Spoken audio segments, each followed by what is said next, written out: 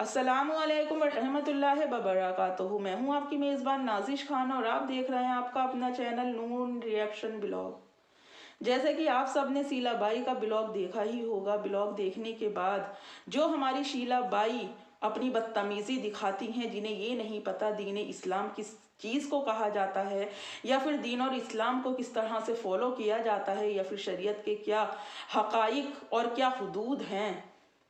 कहते हैं कि सच इंसान की ज़बान से बाहर ही आता है। जिस तरह से शीला बाई ने कहा कि जब हम नमाज़ पढ़ते हैं और उस नमाज के दौरान जो हम दुपट्टा पहनते हैं या फिर पर्दा करते हैं, वो जोगन वाला हुलिया होता है।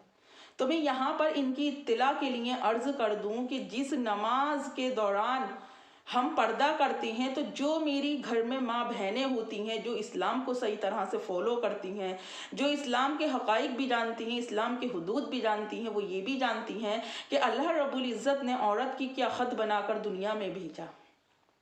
मैं आप सबसे पहले भी कई दफ़ा इस चीज़ को कह चुकी हूँ कि मेरे रब ने हर एक इंसान के लिए इस्लाम में आसानियाँ पैदा की हैं। हर एक इंसान के लिए अल्लाह रब्बुल इज़्ज़त ने इस्लाम में जगह दी है।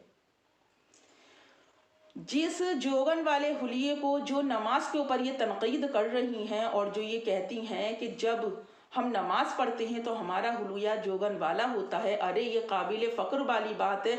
ये हमारे लिए बहुत ज़्यादा इज़्ज़त और एहतराम वाली बात है कि मेरा रब अपने घर बुलाकर अपने आगे सजदे की सूरत में हमें झुका रहा है। वरना वो मोहताज नहीं है हमारी किसी भी नमाज का, वो मोहताज नहीं है हमारी किसी भी इबादत का। अल्लाह रब्बुल इज़्ज़त इस नमाज के ज़रिए हमें अपने घर आने की दावत दे रहा है। तो शीला बाई में एक बात ये बहुत अच्छी तरह से बता दूं कि जिस पर्दे को, जो बात भी तुम्हारे दिल में थी वो तुम्हारी ज़बान पर बाहर आई। आप कहती हैं कि पर्दा जोगन, क्या सच में पर्दा अगर हम करते हैं तो वो एक जोगन वाला हुलिया होता है, या हमें वाकई पर्दा करने में इतनी गिल्टी फील होती है जिस अंदाज से फातिमी को ये जोगन वाला हुलिया कह रही हैं। उस करबला के मैदान में हमारी जो नेक बीबियां थीं, उन्होंने अपनी इज्जत आबरू गंवाने से बेहतर अपनी जान को गंवाना ज़्यादा बेहतर समझा। जिनके बाल और जिनकी सर की चादरें उस करबला के मैदान में भी ना उनके सरों से हट सकी और ना दुश्मन यजीद कौम उनके बालों को देख सका, उस फातिमी अंदाज को ये शीला बाई बगैरत नालायक औरत जोगन वाला हुलिया कह रही है। फिर ये कहती है कि हेटर्स, अपने आगे को भी झांक कर देख लो, अपने आगे को भी झांक कर देख लो कि 900 चूहे खाकर बिल्ली हज को तो चली थी, पर उस हज को जाने के बाद भी ये औरत अपने अंदर कोई सुधार न ला सकी, ये औरत अपने आप को पर्दे में न ढाल सकी। इतने इतने ये जीन्स की पैंट पहनकर, टॉप पहनकर आइसक्रीम पार्लर के बाहर जाती है। फिर वही इसका अटेंशन का, इस औरत का यही आलम है कि इधर से देखूं, इधर से देखूं कि कोई मुर्गा मुझे देख तो नहीं रहा है, या फिर कोई मुझे मेरी इन ओछी हरकतों को देखकर कोई मेरे ऊपर तनकीद तो नहीं कर रहा है। तो जिस हुलिये को तुम जोगन वाला हुलिया कहती हो, हम उस हुलिये को फातिमी अंदाज मानते हैं और हम उस फातिमी अंदाज में अपने लिए शान और फ़ख्र महसूस करते हैं। क्यों कोई भी हदीस या शरीयत ने ये मना नहीं किया कि औरत काम नहीं कर सकती। जिस जोगन वाले हुलिये को, जिस नमाज के हुलिये को जोगन वाला करार दे रही हो, तो मैं बता दूं, बहुत कान खोलकर मेरी बात को सुन लो और कान खोलकर ही मेरी बात को समझ लो कि तुम कहते हैं ना कि नाच न जाने और आंगन टेढ़ा। अगर तुमने शरीयत की 4 बातें सीखी होती या तुमने तालीमुल इस्लाम का कोई भी हिस्सा पढ़ा होता, तो आज तुम उस फातिमी अंदाज को जोगन वाला हुलिया नहीं कह रही होती। पर ये क्या, अम्मा ने सब सिखाया? आपकी मरहूम अम्मा ने ये नहीं सिखाया कि बेटा पर्दा पर्दा ही है। अगर वो अंदाज फातिमी औरत के लिए मेरा रब मुकर्रर नहीं करता तो फिर औरत को कफन की ज़रूरत क्या थी? बिना कफन के भी औरत दफन हो सकती थी। फिर इस जोगन वाले हुलिये के ऊपर जब रहती ज़िंदगी में और हयात वाली ज़िंदगी में इस औरत को इतनी प्रॉब्लम है, तो फिर बाद मरे ये औरत ये कह दे कि कफन मेरे ऊपर माफ़ कर दिया जाए, मुझे उस जोगन वाले हुलिये में दुनिया से रुखसत नहीं किया जाए। अभी भी वक्त है, होश के नाखून ले लो शीला बाई। ऐसा ना हो कि कल जब खुदा के हुजूर माफ़ी तलब करना चाहो तो बहुत देर हो चुकी हो। क्योंकि रब ने आपकी रस्सी जो है वो ढीली छोड़ दी है। जिस वक्त भी मेरा रब उस रस्सी में खींच मारेगा, तो आज जो ये आपकी नालायक औलाद आप कहती हो मेरी औलाद पैरों पे खड़ी हो गई, मेरी औलाद अपना कमाने लगी, मेरी औलाद अपना बिजनेस करने लगी, तो सारी जिम्मेदारियां अपनी औलाद को सिखा दी।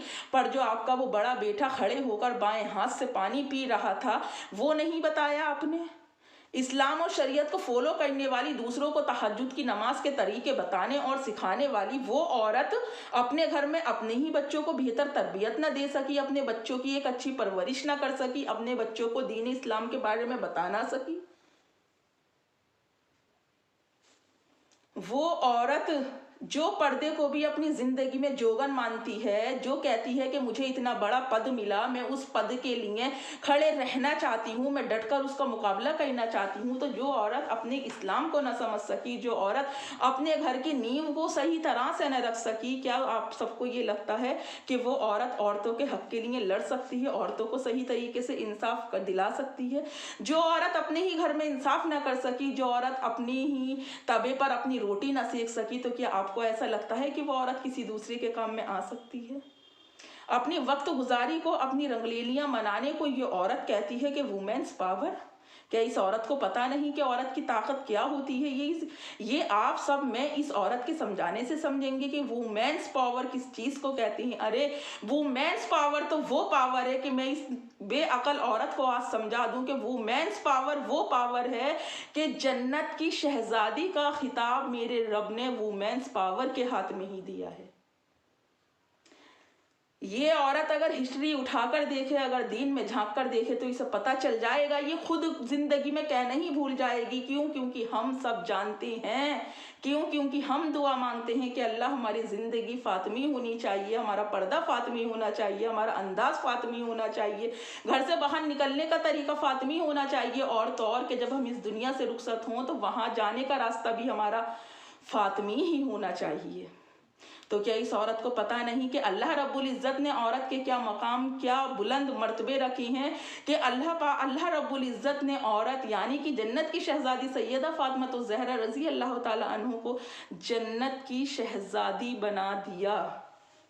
उनके सबब आपको, हमको, सबको अल्लाह रब्बुल इज़्ज़त उस जन्नत में ठिकाना देगा। बहुत से लोग कहेंगे नहीं, अपने अमालों के सबब मिलना है, अपनी इस बात के सबब मिलना है, अपनी उस बात के सबब मिलना है, तो वो लोग जाकर इस शीला बाई को भी समझा दें कि मुस्लिम कम्युनिटी को इतना भी बदनाम ना करे कि जो हमारे आसपास सोसाइटी में नॉन मुस्लिम लोग होते हैं, जब जो हमसे सवाल करते हैं कि भाई ये तो आपके ही धर्म की हैं, फिर ये धर्म को इनका, आपके धर्म का इतना खिलवाड़ क्यों कर रही हैं, तो फिर उनको जवाब देने में हमें आसानी हो ना।